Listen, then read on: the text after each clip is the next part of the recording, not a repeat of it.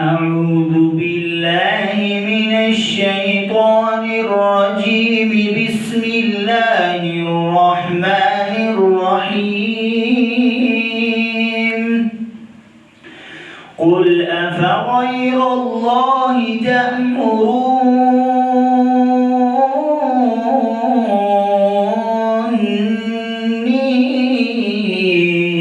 أعبد أيها الجاهلون.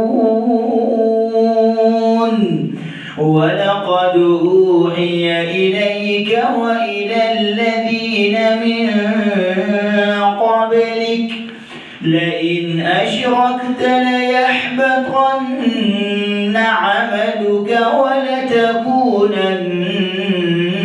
من الخاسرين. بل الله فاعبد وكن من الشاكرين.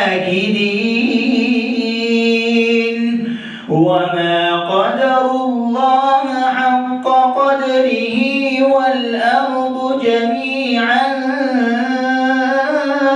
قبضته يوم القيامة والسماوات مطويات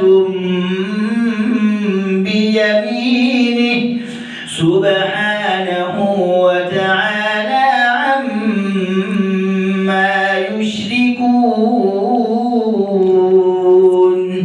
ونفخ في الصور فصعق من في السماوات ومن في الأرض إلا من شاء الله